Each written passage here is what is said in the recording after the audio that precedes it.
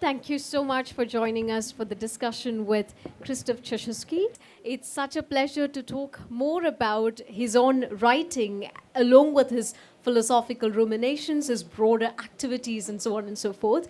So, just to give some context to the authors, we'd like to start this discussion by talking about the idea of the borderlands to sort of situate his work. So, sir, could you please tell us about border thinking and your work with the foundation to start with? Thank you for invitation and letting me speak a little bit about this word borderland, which is has a very special tradition in Poland. It's not a borderline, which is about the border of divisions, but it's about the borderland, so the common land for different people, different languages, cultures, living together. So all the borders are inside the borderland. And the art of living is bridging, crossing, because otherwise you cannot live normally. So it becomes your nature to build a bridge or to cross to other side. I mean, to build bridges, you also are a man of many hats, as is sort of mentioned in the title. You're one of the founders, you're the founder, a director, you write, you're a philosopher, you're an academic. So how do you sort of reconcile all these things and the different terrains or the different kind of languages and discourses that you engage with and the way you write and express? I think it has a connection with the borderland. We used to say about it could be a kind of identity, borderlander.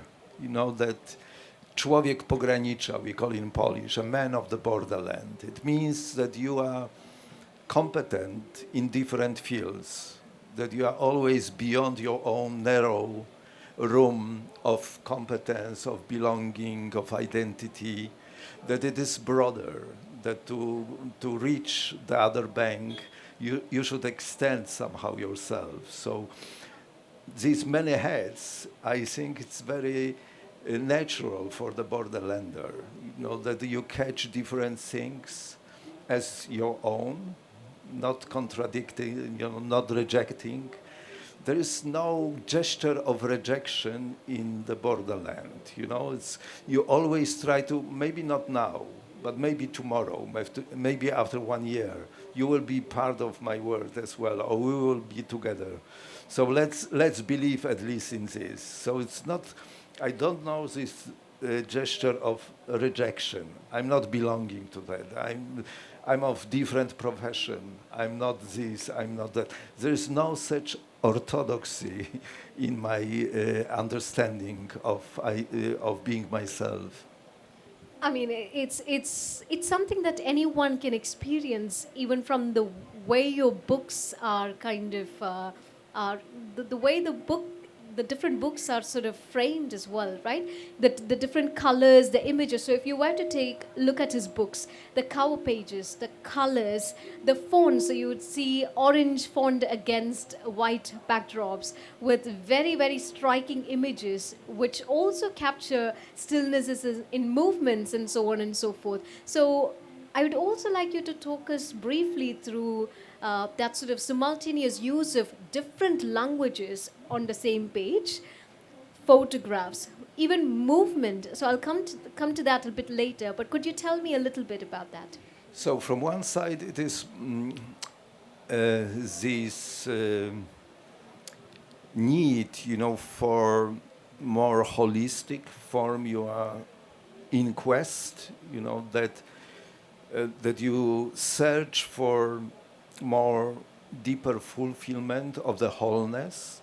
So the problem for borderlanders is that our feeling is that we lost something what was common and the whole, that we are living in a partial, dispersed islands, yes, of the world. And something what Greeks were calling koinos logos, like a common story, like we can feel all of us can feel at home, something like that is lost. So at least I'm trying to endeavor to such new quest of embracing something else. But also there is a definition of the borderlander, which I got from one Ukrainian person at the book, it's a border river between Poland and Ukraine book. And the old man, I asked him, tell me, who is the borderlander? You are using such often, that he or she is a borderlander. Who is she? And his answer was, when two borderlanders meet to sing, the song goes on three voices. So we are together, Parvathy, you and me. But always for the borderlander, there is some third part of our conversation, the third presence. That somebody else, not only you, not only me, belongs to our conversation. Because without this third person, which is not me and not you, which don't belong to you and me, there is no true conversation. There is no true polyphony of singing. So that's that image that we are not enough to fulfill everything, that must be something unknown to us, not belonging to us, unpossessed by us. That's the whole philosophy of the borderland. There is a lot to unpack just within that, because he combines his, practice, his theory, his philosophy, his poetry, and he sort of writes about them in different forms, like haikus through to academic work. There's so much to unpack just in what you just said. So how does that sort of blending of activism and literature and philosophy sort of come together? Even as you just said, there is something, I think there's a line in one of T.S. Eliot's poems, which is, who is the third that always walks behind you? Like, other than me and you. There is some kind of, shall I call it uncanniness? How do you capture this uncanniness by blending these different forms? So from the very beginning, when I started the work with the borderland, I thought that the thing is about enriching more, understanding more, meeting one culture, one person more, to extend my knowledge, my experience. But more and more I work in the borderland issues, I understand that it is more about withdrawing than reaching something else. So withdrawing, what means withdrawing? That I'm giving a room for somebody I don't know about. There is an art of building houses in our borderlands, which is based on this concept that you have a house and you have a very multiply family, many children living in a small space. Even some of them, sleeping 2-3 children in one bed. But always in this house, you have an empty room, unpossessed by nobody.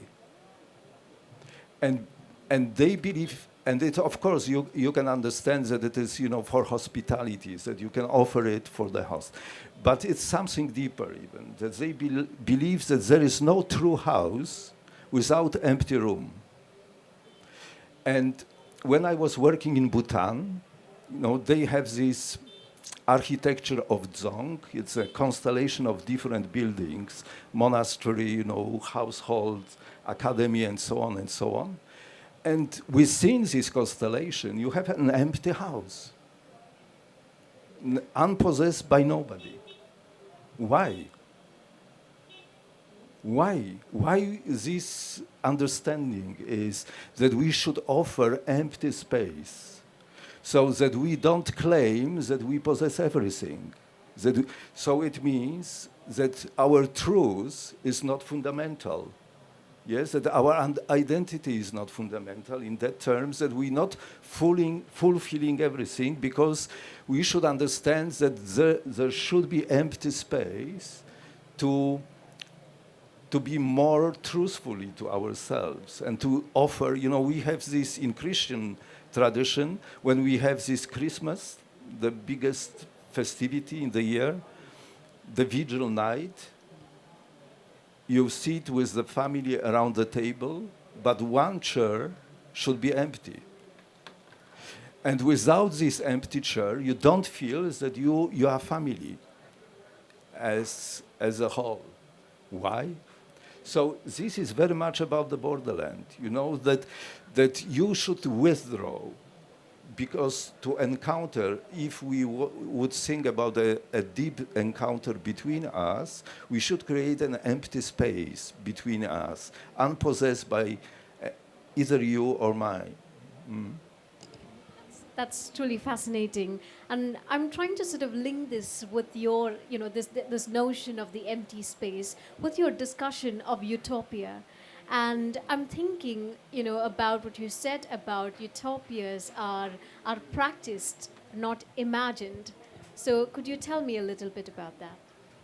The one thing is that very often our work, bridge builders' work, is treated by other people who experience traumatic conflicts as an utopian thing.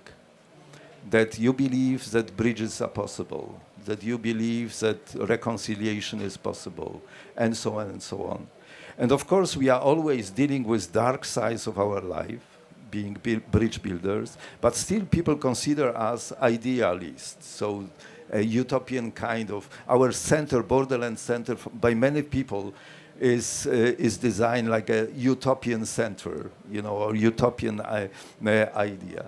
But of course, especially we having experience in communist time, we are really fragile, you know, about talking about utopia, because it was ideologized, and this utopia happened, you know, the hell for the people. So and especially I'm against, you know, talking about a fulfilled utopia, yes, because it becomes a prison mostly at the end. So I'm talking, but if we reject utopia from our horizon, from our imagination, there is another danger, that we don't have this space for dreaming and pioneering in something new. Utopia is something that opens you unreachable horizon. And without this, you could not live in a good way. That's what I believe. So we need courage of utopia. But understanding it like Paul Celan was writing this word utopia, like you, line, topia. Yes, topia is, metopia in Greek language is no place, irrational. But utopia is a real place where you are always on the way to. You are never maybe reach it, yes? But at least you have this inspiration and need to go beyond your own horizons. You know. So I'm always struggling to have this something before, you know, beyond the horizon. I'm struggling to go, because that's a way of understanding that I should cross the position I'm now. Yes, okay, we are comforted now with our situation, but I feel that to develop our relationship, we should cross it. Yes, we should go further on, never stay and give up of crossing. So that's about utopian spirit, that you are always heading somewhere else. Yeah. And I understand that you briefly talked about the notion or the role of collective memory. I'm kind of thinking about how does personal memory, your experiences or your memory, combine with collective memory in the sort of discussion of utopia in your work? I would design three types of memories which are important for us in the Borderland work. One is critical memory, the second is common memory, and the third, the good memory. The critical memory for me is that you start from yourself to open wounds and to see dark sides of our common history. That we me, you, our people were guilty also. And because of that, other people suffered. So you start with criticism. So you open up your memory, not only to be the victim, but to understand that you should understand the suffering of other people, sometimes committed by you or by your own people in the history. So you need critical memory. The second is, is it possible that we can have common memory? Maybe it's utopian, but at least we can struggle for that. We can open these possibilities to include in our school curricula, in our culture work, education, the memories of other people, of our neighbors.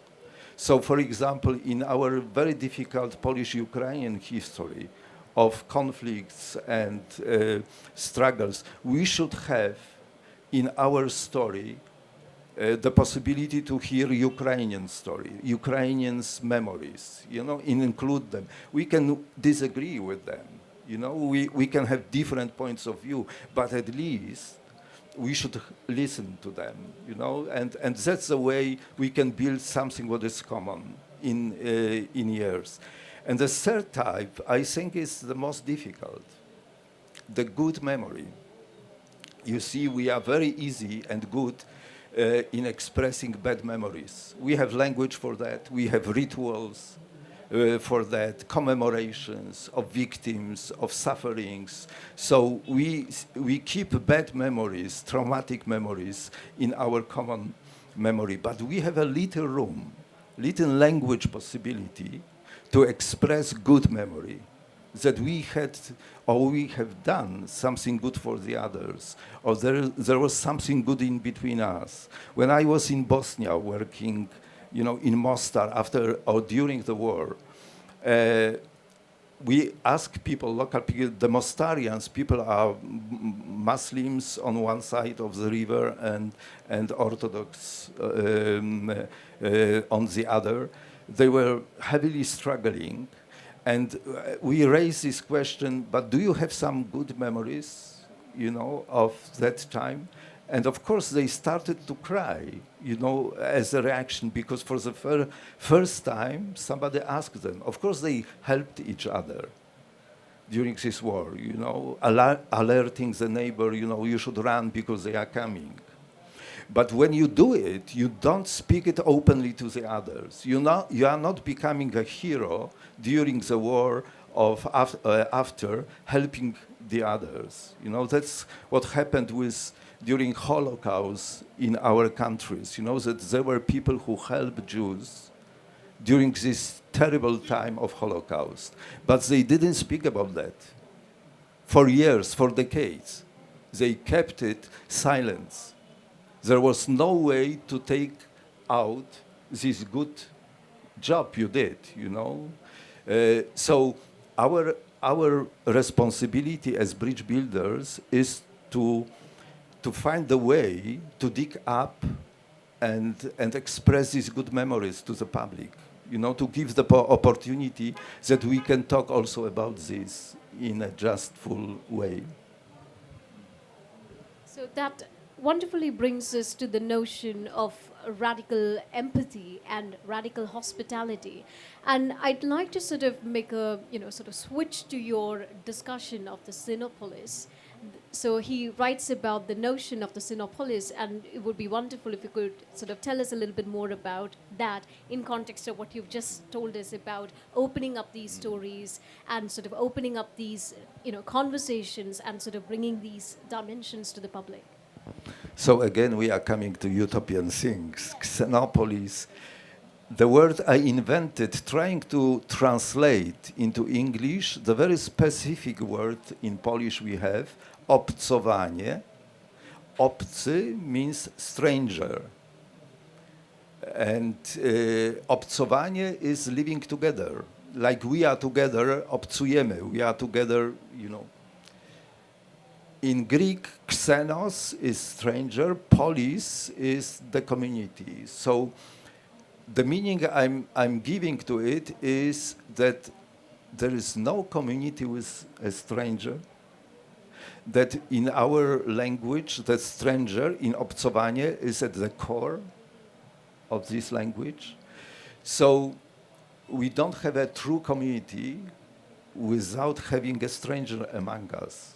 So till that, maybe it sounds really radical, but my experience after working on different borderlands in the world, it happens. You know, that when you find the way to host or to have a stranger as a part of your house, of your identity, of your place, then you feel fully that you have house, that you have community. Without that, something is missing. There is no test for a true community. You know, there is no exam. You know that you. So, to have a community, you should do something more than you usually have as a comfort. Yes, and Xenopolis is very much about that. I imagine in the future, you know, the way because we have in contemporary world a big problem with community. All around you face the crisis of community, social living and so on. And so I would say, in short, my book is about that we should, over centuries, we had like two dominant narratives in our human history. One was nationalistic, that you based your presence in the world on the basis of belonging to the nation. And from the very beginning, it was positive. You know, it was along with emancipation from colonial life, you know, from empires and so on. You built your nation state and, you know, national identity. But then it happened that it became very dangerous ideology with extreme racism and Nazism having it as a basic thing. And the second narrative was cosmopolitanism. Yes, that you are citizen of the world, that you are cutting all your belongings to your homelands, you know, small homelands, to your roots, because you feel that you are free only when you cut it off and become a citizen of big metropolis and the world, which was also a beautiful idea. But both of these narratives, in my mind, doesn't work today. Doesn't answer to our needs as human beings on the threshold of 21st century. So we should find the third way, the third story, which will be connected which will connect rootedness with openness. You know, which will connect something what Greeks called oikos, you know, the home, caring about intimacy, warmth of home, at the same time, openness and solidarity and responsibility for others, for neighborhood, for the world. So in liberal ideology, we made this very dangerous division between being rooted as something we connected to closeness, to particularity, and then being open, which we address to something what is uprooted, yes, and which disconnects us from local communities, from local places, and so on. So my book is about searching for the third road after nationalism, after cosmopolitanism. What would be our story? Mm-hmm. I'm just wondering, you know, because in addition to writing, they also do a lot of works at the foundation. You know, they have a library on multiculturalism. You also manage a publishing house. You also manage a publishing house, and you have journals. You do academic work. So the philosophy of the borderland, you know, when it gets articulated through different forms, like, say, for example, I'm gradually taking the discussion towards his poetry now. So how do you sort of work with language in sort of, you know, catering your different audiences and different genres that you work with? Language from the very beginning was the challenge, because we did not have language for borderland practices. After these centuries of confrontations, of fighting, struggling for emancipation, our language was, to defend ourselves, to be separate, to be different, to be victims, of the persecutions of the others and so on. So we lost this language for what I call connective tissue, that we have cells in our organisms, but at the same time, when cell can die, and we still continue to live, yes? But when connective tissue is dying in your organism, you are dying.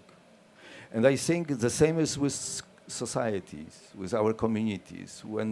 So we have archipelago of different islands, but we don't have, or we lost, or connective tissue between them. Something what is unifying, but also something what is, like a third level, what we spoke before, yes? That one island, yes, second island, yes, one district in the city, one mahala in the city, the second one, but this is plus, the spirit of the city is not plus 1 plus 2 plus 3. The spirit of the city is between, it's something beyond that. And maybe it could be the culture, yes? We lost culture as something what can unite us under the common roof. We have mostly national cultures. In Europe especially, you can see it, that Europe is disseminating the competence of culture to national states. You have these institutions, organizations, Cervantes Institute, Mickiewicz, and so on, Goethe Institute, caring about the presentation and marketing your own national cultures. But very little room in Europe is about common European culture, about something or going beyond European culture, yeah? Going, to the world with culture. So it also became very narrow, yes? So you try in language to find the way to open it up, not in artificial way of kind of ideology. You should find and that's why we came down to poetry, to literature, because it should be masterfully done, which should be authentic, which it should be very sensitive to the people, You shouldn't impose anything, and go to this ideological level. So the language became a very, very crucial issue for this work. Closely related to that is also the question of form. So you write haikus. So I'm thinking about how does the haiku enable you to sort of discuss the philosophy of the body thinking, and what was it like to sort of work with the form in dialogue with it? Sometimes you have feelings that we're talking too much. And even in poetry, in Polish, I think we have this weakness in Slavic poetry, that there are too many words. So my feeling when I experience or I encounter haiku tradition, Basio, especially Matsu Basio, we were traveling with Małgosia, tracing his life in Japan. Japanese has this wonderful tradition, to travel to the places where haiku was born. So you have a pilgrimage because haiku was written in a very specific season or a moonlight, or so the date, the time, and you travel to this bank of the river or to that lake at this time to read haiku. At the same time, it was born. I love this tradition, and it also says that the haiku written in 16th, 17th century are absolutely timeless. There's no time in that. In our poetry, it's a lot of time. When I read Polish, Ukrainian poetry from 16th, 17th century, I feel that it was written, far back to the past. When I read haiku, I don't know about the time. except seasons, of the year. But it could be written now or 500 years ago, and it will be the same, expression of that. But also, to squeeze, to minimalize the space of language to the essence, to something what is limited, to the power, energy of the words, was very crucial. And another thing was, you see, with haikus, that I started to write it when I built my home on the borderland, and then you see that the space around you are full of different empty halls, unnamed, untouched, because of forgotten things, or because of the problems with memories, of conflicts and everything.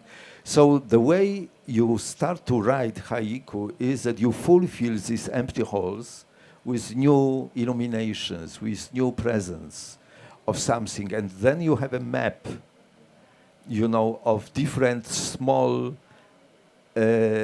events, you catch in the poetry. And when you have a book of haiku, you suddenly see that the space became again dense around you. And when you have dense space around you, you are closer to your neighbor. And it's much more difficult to make a conflict with him because the space is dense. So dense space makes us closer. Empty space isolates us.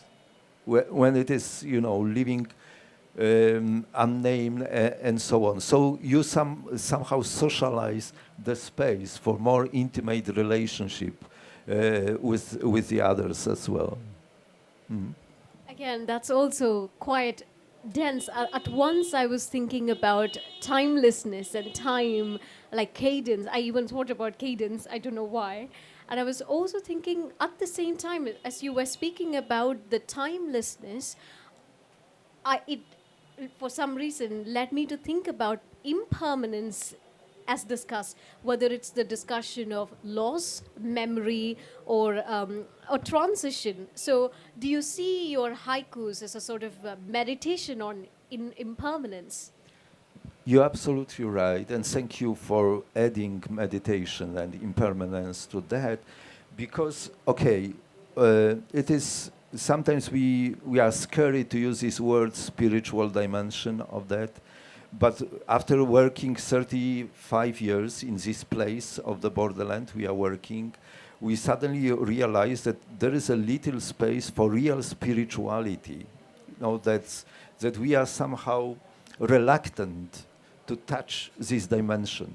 When I come to Sri Lanka, to Bhutan, to India now, I feel that you don't have problems, at least we can discuss it, but I feel more spirituality in my neighborhood, not in a way of religion, but about feeling that there is something more than we are, that there are some other dimension of life, around us. And slowly we started to understand that there will be not real work of the borderlanders when we omit this dimension of spirituality, that we should find a way to also touch it. So what it means in practice, that we more and more have something what you can call rituals, that our activities transform, not to be just event, one time a year, or, just event, cultural event, artistic event, and then we go home for the whole year. But it became like repeating things. We have a performance which we perform 30 years, the same one, the same story, intergenerational, and it grows together with people, and then the new generation comes and continue to perform this story.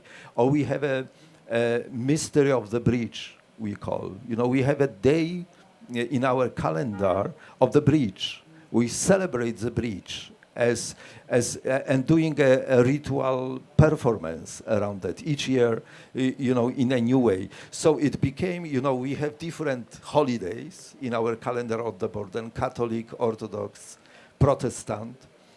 But now we have a common. Again, we come to the common story. We have a common holiday of the bridge, because bridge doesn't belong to anybody. Yes? Everybody is at home with the bridge. So we should have created a ritual around that, which became like a tradition. That each year, 22nd of August, it was accidental from the very beginning, but when we did it for the first time, local people from villages came to us and said to us, write this date down, 22nd of August. We should have each year, that's how the imagination works. Each year we should have this holiday, this mystery, and so on. So that's the way how it works, in practice. I don't know whether this is relevant, but I'm just thinking about connecting a few things that you mentioned about the moon, about rituals, about, I think one of your books were also sort of organized in terms of seasons. So I was trying to read this in line with what you just said about the 22nd of August, right? And I think I'm also trying to gather my thoughts on the image of the moon. There is a very striking image of the moon on one of your books.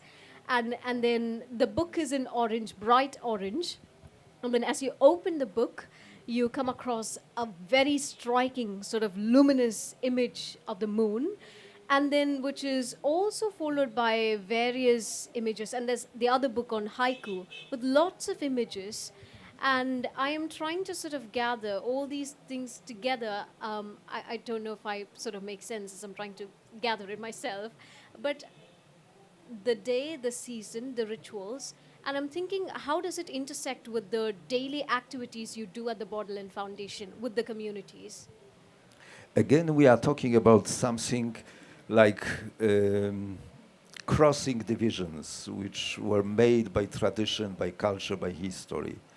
So we are specialists, I mean mostly in the West, we are specialists of dividing, of separating. That this is this and this is something else or different. Once, even in art, in culture, once all of this was in common. So there was not a separate painting studies and separate poetry studies, or separate music studies, or separate philosophy studies. It was one paideia, one roof for all these competences. And poetry went along with music and went along with drawings, calligraphy, paintings, everything, yes? And now we, in modern cultures, we separated all this. And even our academic life, look, is so separated. We are close in separate islands of specialists, in this and that, yeah?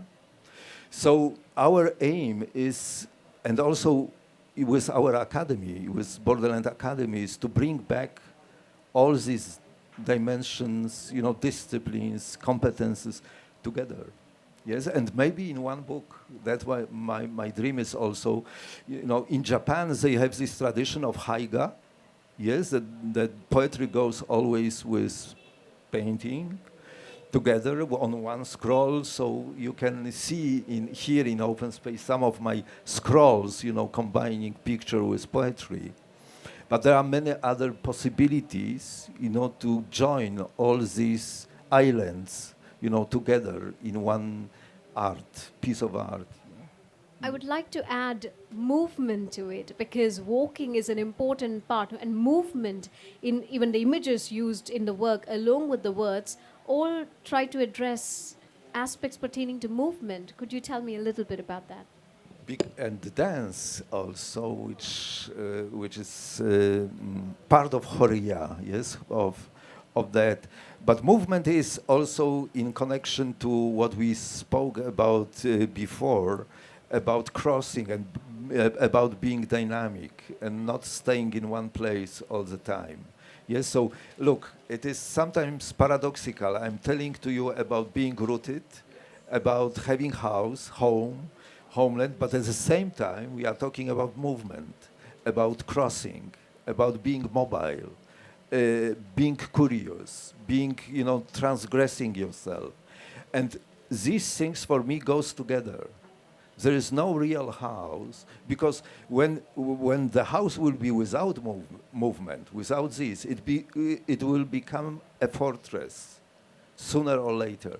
And working on different wars in the borderlands in the world, I experience sometimes people, I think Ukrainians now are in this position, that they should save themselves. So they should find a shelter. They should defend themselves against aggression. So you build a shelter, you fight for your own, and you cover your children, your family, against the danger. It is very natural, but this is not a natural position of living for human beings. When you keep it for always, it will become sooner or later fortress. So the first thing after the conflict, the war, you should think about is how to cross it, how to open the shelter, because otherwise you will not have a normal life. You should care about neighborhood, you should care about the world and other things. So open up, because that's how life is going on. And these artificial forms, like fortresses, ideologies, absolute truths, they are closing us without the movement. There is no movement in that. So you need mobility, you need curiosity, you need crossing to be yourself. That's another paradox of the borderlander. We are becoming ourselves because we are crossing ourselves. We are crossing ourselves to something unknown, yes, to something which we don't possess, and so on. That's how we are becoming ourselves. That's wonderful, how to perhaps seemingly paradoxical sort of aspects are so, I don't know, I'm thinking about so many things like Derrida, I don't know, but not in that sort of Western kind of way, but the sort of coexistence of those opposing aspects. But I really want to take a few minutes to sort of ask you about, whether you see the path of the borderland as a philosophical guide or as a memoir or something entirely different. You see, I was always challenged, and this is a role in Borderland team of myself, because I have wonderful team, and we have different studios of artistic work, and each of my team members is responsible for creative work in different fields. My responsibility is about language and philosophy, making out of this practice philosophy, the communication language to the others. And it's to write books, to write poetry, to put it into the language. And I feel that we need it as something new, which is connected between practice and philosophy, that it is in a relationship, that many things which are discussed in the academic circles are tested on the level of local community by us. So our knowledge experience comes from the people, and they are saying to us also, we can see in the community, does it work? It is truthful, or it is something imposing, to them, artificial. Not yet. That's very important, and the problem of philosophy, of modern philosophy, for myself is that it became academic. Yeah, that there is no connection, between life, practice of life. I'm a practitioner of ideas. You call me a man of different heads, of many heads, but one name of all what I'm doing is practicing ideas. So all the time, when I have an idea, immediately I think how to practice it and how to test it in the practice. And I think behind that is my wrong, difficult experience I had during the so-called counterculture in the 60s and 70s, because at that time we had this concept of community, like hippie community, like a paradise you can create somewhere outside the society. You go to recluse places, you escape from the society, responsibilities, belonging, and so on, and you create a separate commune, yes, hippie commune or other. And sooner or later, and this is my experience, these communes became prisons with violence, with bad treatment of the people, with domination of guru, with many things like that. So my answer and my team, my friends' answer after that was, go to the people with your ideas and dreams, live among them, and invite them to this work, and do it together. Not because it's not about giving, no, it is about co-creating, yes, co-doing this, and then it becomes much more healthy. Maybe it is more difficult sometimes because you have all these aporias of, political life, social life, prejudices, biases, everything is there, yes, but you should confront it. You should confront your philosophy with all of that, and see how it works and how you can do it together with people in the ground. So that's my answer to your question. Thank you for that. Due to limited time, I think it's time to open the floor to discussions. So if you have any questions, please do ask them now. I was wondering how we can connect space and trauma, because if my memory is correct, it was Kathy Caruth who told that we are linked in each other's trauma. But with the space analogy that you have brought in, how can we connect space and trauma in a cross-cultural perspective? Because without an awareness of trauma, how can we connect? With a space in between, how can we ever get to know each other? You're absolutely right that whenever we leave, at least that's my experience at the borderlands, there is a traumatic memory in the ground. So even, with our case, when we created our center in 1989, we believed that we are going there to create new Poland. So the focus of our activity was future. But soon we realized that we are stepping on ashes. There were some people living before us. We disappeared, vanished. It became obvious after some time that it were a rich Jewish community in that town. No sign after that. Yes. So what you do with space is, I think, very, very important, crucial question, because one thing what we can do is to establish a museum. And very often the question to us is, why did you not establish museum in a Jewish quarter of your town? We are working in a former synagogue, or we have this international center for dialogue in a manor house of Czesław Miłosz. So it's again, a great poet who was living with his family there. And usually what you do with this place is you create a museum of Miłosz. We never did it because we didn't want it to commemorate only the past, but to find a continuation. I would say not the celebration, but the continuation, that you do everything to make these voices from the ground, this tradition from the past, alive today. Not like a museum gablot belonging to the past, but a living culture.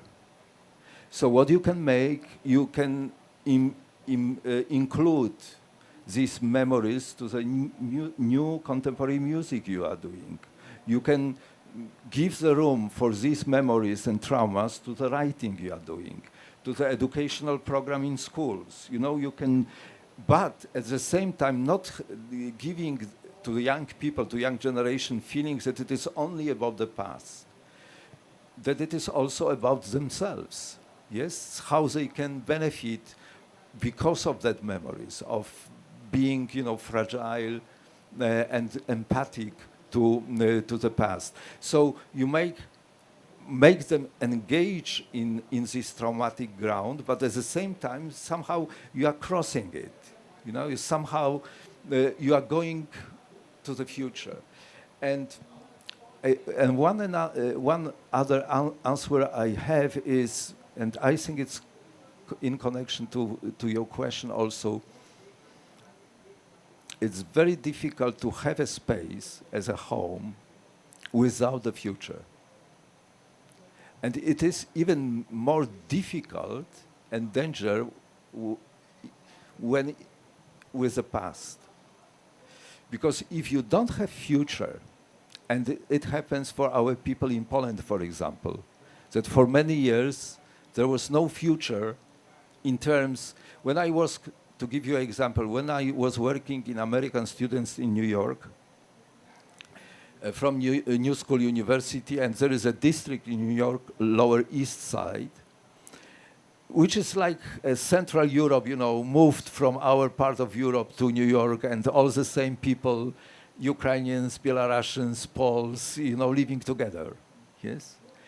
And it was during, you know, 20s when fascism arose in Europe. They had everything, nationalism, fascism, and so on. But my question was, why in New York, in America, didn't happen what happened in Europe in terms of the war? Why they, having all these conflicts we had in Europe and all these terrible ideologies, why it did not go to the war? And one of the major answers was they had future. That people living in New York, you know, raising children, they had this horizon before that I can invest, I can suffer, but my children will have better. And the future belonged to them, yes? And generations, after generations, they have this future horizon. Now, for the first time, when Trump is ruling, they lost the future.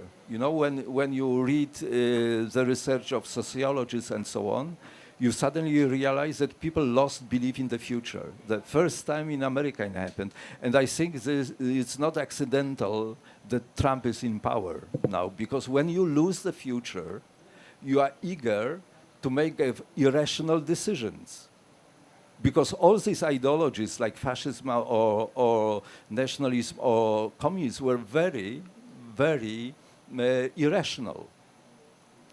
Yes, so you don't care really of something what is based on real ground, and you open you up the next day, the future. You don't care about ruining it, you know, destroying it. So having future is very much about the responsibility, about the rationality of your behaviors and so on. And the worst thing can happen for the community is, you know, erasing it. Yes. Can I? Yeah, it's a great session, sir. As the moderator started in the beginning, you know, you are the man of many hats, and I think your accomplishments are phenomenal. Could you tell us a little bit on how did you train yourself over a period of time of someone who can handle multiple things at the same time? It'll be wonderful to know. Thank you. Thank you for that question. It comes to the things that I'm, you know, we have this word in amateur, being amateurish, which sometimes can have a negative connection, you know, that you are not good professionally, so you are amateur. But for me, being amateur is like following your heart. Yes, that you live, you build your living, and you build your work, action, you know, following your heart. And that was my school, you know, of all the time, you know, to cross these disciplines, professionals, separateness, and so on, because my heart was saying me to do this and another. And the advantage of that is what I learn very often here. I was spoken with Pramadit about Sri Lanka, my experience in Sri Lanka. I learned a lot because I met people there without orthodoxy. What I'm calling that, you know, either about vegetarianism, about religion, about national identity, about other things. There was no orthodoxy among them. What it means that they don't believe that being Buddhist, Theravadis, it's the only way to the God. Yes, or being vegetarian is an only way to eat in a proper way. Yes.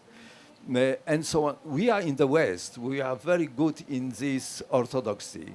You know, our identity is very orthodoxy. So we have Catholic temple, yes, and we can't imagine that in Catholic temple there will be a Buddha sculpture, yes, because we believe that Buddha, belongs to some other religion and temple. In Sri Lanka, I can go to the temple and to the Buddhist temple, and I can see Vishnu or other, gods. So the temple is hospitable, for other voices, other presence, and so on. That was my school of growing. Be hospitable for some other things which are different from me. Unknown for me, and giving room to them, to overcome this orthodoxy way of thinking about myself, about my identity, about my profession, about things like that. And this lesson from the East, from you, was very important for me. So that brings us to the end of our discussion. Thank you so much, Krzysztof, for your time and for joining us today. Thank you so much, everyone, for joining us this afternoon.